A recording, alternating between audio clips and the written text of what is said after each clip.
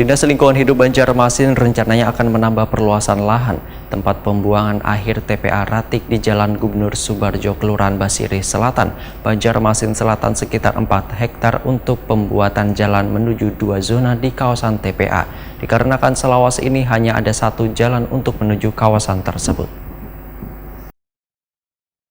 Dinas Lingkungan Hidup Banjarmasin rencananya akan menambah perluasan lahan tempat pembuangan akhir atau TPA Ratik di Jalan Gubernur Subarjo, Kelurahan Basirih Selatan, Banjarmasin Selatan sekitar 4 hektar. Kepala Dinas Lingkungan Hidup Banjarmasin Alip Yospalop, Wetakuni Prima TV Baisukan Jumat 6 Januari 2023 memadakan luasan tanah di TPA Basirih nang sekitar 39 hektar selain digunakan untuk kawasan pembuangan ratik akhir sekaligus pula untuk kawasan perkantoran, parkiran, alat ekskavator maupun tempat istirahat bebuan pekerja. Untuk mempermudah angkutan membawa ratik buangan dari warga, maka Dinas Lingkungan Hidup Banjarmasin ujar Alip Yospalop wacananya akan menambah luasan lahan di tahun 2023 ini diantaranya untuk pembuatan jalan untuk menuju 2 zona di kawasan TPA.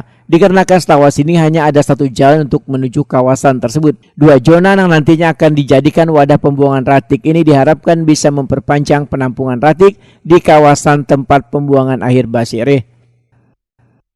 Untuk yang di belakang ini kemungkinan paling usia 2 tahun, sekitar 2 tahun lah, ya. paling lama 2 tahun untuk TPA.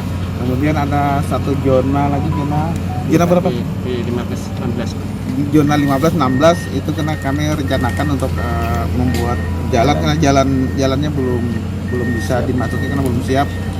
Insya Allah mudah-mudahan nanti bisa dari baik di tim anggaran maupun dari DPRD bisa menyetujui untuk jalan karena di sana ada 2 zona lagi yang itu bisa bertahan sekitar 5 tahunan lah kalau kita olah secara 5 tahun untuk zona di sana. Luas seluruhnya sekitar 39 hektar, 39 hektar dan mudah-mudahan di tahun ini juga ya, kita akan merencanakan untuk menambah